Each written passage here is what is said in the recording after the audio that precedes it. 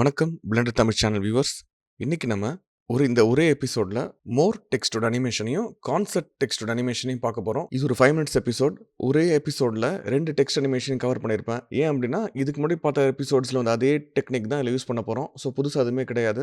வாங்க பார்க்கலாம். ஸோ இந்த மோர் டெக்ஸ்ட் பாருங்கள். இதுக்கு முன்னாடி கிரியேட் பண்ண அதே மாதிரி ஸ்டைலில் தான் இதுவும் நான் கிரியேட் பண்ணியிருக்கேன். ஸோ இப்போ ஃபஸ்ட்டு நான் கேமரா வியூ போயிட்டு ப்ரெஸ் பண்ணி கேமரா டு வியூ அப்படிங்கிற ஆப்ஷன் எனேபிள் பண்ணிக்கிறேன். ஏன்னா கேமரா வியூவில் மட்டும் தான் அனிமேஷன் பண்ண போகிறோம். ஃபுல்லாக நம்ம டெக்ஸ்ட் அனிமேஷன் எதுவும் பண்ணல. ஏன்னா இந்த அனிமேஷன் வீடியோ பார்த்தீங்கன்னா இந்த ஷார்ட்டை வந்து நீங்கள் ஸ்க்ரப் பண்ணி பார்த்தீங்கன்னா ஃபுல்லாக கேமராலேயே அனிமேட் பண்ணியிருப்பாங்க. கேமரா ஃபஸ்ட்டு பொசிஷன் பண்ணிக்கிறேன். ஸோ கேமரா பொசிஷன் பண்ணிட்டு கேமரா வியூவில் வந்து லைட்டாக அட்ஜஸ்ட் பண்ணுறேன். ஸோ கேமரா வந்து லெஃப்ட்லேருந்து ரைட்டு பாயிண்ட் ஆகுது ஒரு ரொட்டேஷனோட. ஸோ அதனால் கேமரா ரொட்டேட் பண்ணிவிட்டு லெஃப்ட் டு ரைட் அப்படியே நான் கேமரா வியூலேருந்தே அந்த கேமரா ரொட்டேட் பண்ணி நான் ப்ளேஸ் பண்ணிக்கிறேன். இப்போ இங்கே பாருங்கள், நான் ஸ்க்ரப் பண்ணி பார்க்குறேன். ஸோ லெஃப்ட் டு ரைட்டு போகுது கேமரா. அதே மாதிரி நான் இங்கே ரொட்டேட் பண்ணி பொசிஷன் பண்ணிக்கிறேன். ஓகே, லாஸ்ட் ஃப்ரேம் மட்டும் கொஞ்சம் அப்படியே ஃபிக்ஸ் பண்ணிட்டோன்னா நம்மளுக்கு கொஞ்சம் ஓகே ஆகிடும். ஓகே, அதே மாதிரி ரொட்டேட் பண்ணி அதில் இருக்கிற மாதிரி கேமரா ரொட்டேட் பண்ணுறேன். அதை பார்த்து ரொட்டேட் பண்ணிவிட்டு அப்படியே செக் பண்ணுறேன். இப்போ நான் வந்து கிராஃப் எடிட்டர் போயிருக்கேன். கிராஃப் எடிட்டர் வந்து பிளெண்டரில் எந்த 3D அனிமேஷன் சாஃப்ட்வேர் எல்லாத்துலேயுமே இருக்கும். இதுவும் சூப்பரான ஒரு டூலில். இதில் என்ன பண்ணலாம் அப்படின்னா அனிமேஷனோட டைமிங்கு, அனிமேஷனோட பொசிஷன்ஸ், கீ ஃப்ரேம்ஸோட பொசிஷன்ஸ் எல்லாத்தையும் நீங்கள் அட்ஜஸ்ட் பண்ணலாம். கிராஃப் எடிட்டர் வச்சு நிறைய விஷயங்கள் பண்ணலாம். ஆனால் இந்த எபிசோடில் நான் கிராஃப் எடிட்டர் டீட்டெயிலாக கவர் பண்ணல. கிராஃப் எடிட்டருக்குனே செப்பரேட்டாக ஒரு சீரிஸ் நான் க்ரியேட் பண்ணுறேன். அதில் நம்ம அதை பற்றி பார்க்கலாம். இப்போ இதில் நான் என்ன பண்ணியிருப்பேன் இந்த கிராஃப் எடிட்டரில் அப்படின்னா தேவையில்லாத கீ ஃப்ரேம்ஸ் மட்டும் செலக்ட் பண்ணி டெலிட் பண்ணியிருப்பேன். டைம் லைன் அப்படியே ஸ்க்ரப் பண்ணி செக் பண்ணிவிட்டு தேவையில்லாத கீ ஃப்ரேம்ஸ் மட்டும் டெலிட் பண்ணியிருப்பேன். வேறு எதுவும் அதில் பண்ணல. ஸோ கிராஃப் எடிட்டர் வந்து சூப்பரான ஒரு டூல். இதை வச்சு நம்ம வந்து நிறைய விஷயங்கள் சாதிக்கலாம். ஒரு அனிமேஷன் ஃபாஸ்ட்டாக ஸ்டார்ட் ஆகணுமா, ஸ்லோவாக ஸ்டார்ட் ஆகணுமா, எந்த இடத்துல அனிமேஷன் ஸ்லோவாக அப்படியே ஹோல்ட் ஆகி அப்புறம் ஃபாஸ்ட்டாக வரணும் அப்படிங்கிறது எல்லாத்தையுமே வந்து கிராஃப் எடிட்டர் நம்ம அச்சீவ் பண்ணலாம். ஸோ கிராஃப் எடிட்டர் தெரிஞ்சது அப்படின்னா அனிமேஷன் டைமிங்கு எல்லாத்தையும் நம்ம வந்து அட்ஜஸ்ட் பண்ணலாம். இப்போ இதில் பாருங்கள், அந்த மோர் டெக்ஸ்ட்டோட அனிமேஷனை கம்ப்ளீட் பண்ணிட்டேன். இது ஒரு சிம்பிளான அனிமேஷன் தான். அடுத்து நம்ம கான்செப்ட் அந்த டெக்ஸ்ட்டோட அனிமேஷன் எப்படி பண்ணுறதுன்னு பார்ப்போம். இதில் கொஞ்சம் ஒர்க் இருக்குது. ஏன்னா டெக்ஸ்ட்டு வந்து இண்டிவிஜுவலாக ரொட்டேட் பண்ணிவிட்டு ஷேப் கீஸ் யூஸ் பண்ணி டெக்ஸ்ட்டு அப்படியே வந்து ஃப்ரண்ட்லேருந்து வர மாதிரியும் பண்ணியிருப்பாங்க. ஒரு ரொட்டேஷன் வச்சுருப்பாங்க இந்த ஷாட்டில்.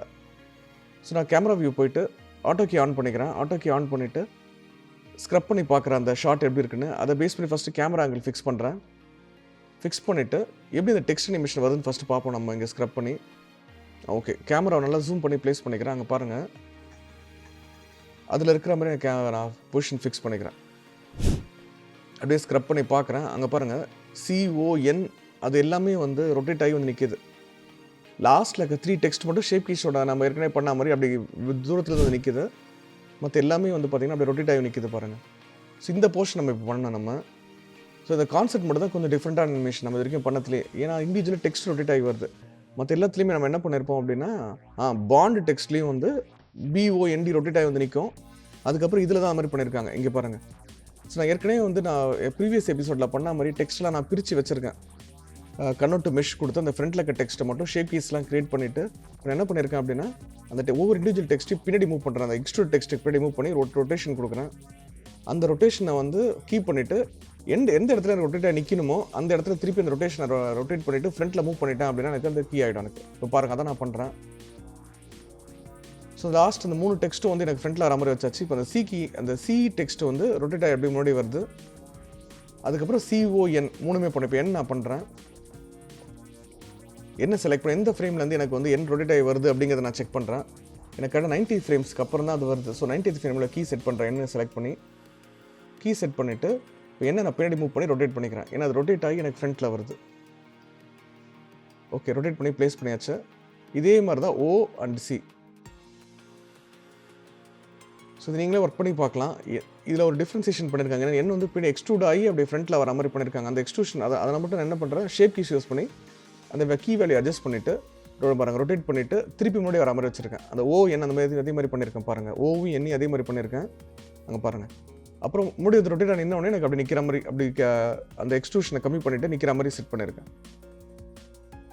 சூப்பரில் நல்லாயிருக்கு. இந்த அனிமேஷன் பண்ணவங்க சூப்பராக யோசிச்சிருக்காங்க இந்த விஷயத்தை.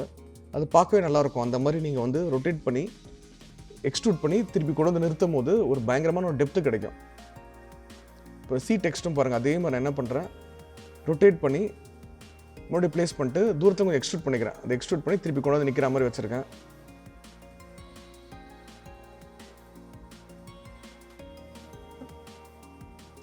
ஸோ இதோட இந்த கான்செப்ட் அண்டு மோரோட டெக்ஸ்ட் அனிமேஷன் முடியுது. நம்மளோட அடுத்த எபிசோடில் இந்த டெக்ஸ்ட் அனிமேஷன் எல்லாத்தையுமே ஒரே ஃபைலுக்குள்ளே கொண்டு வந்து ஒரு camera animation last end frame இருக்குது பார்த்தீங்களா, அது எப்படி பண்ணுறது அப்படிங்கிறத பார்ப்போம். அது வரைக்கும் நன்றி, வணக்கம், தேங்க்யூ. இந்த வீடியோ உங்களுக்கு பிடிச்சிருந்ததுன்னா இந்த சேனல் லைக் பண்ணுங்கள், சப்ஸ்கிரைப் பண்ணுங்கள், அந்த பெல் ஐக்கானையும் ப்ரெஸ் பண்ணுங்கள்.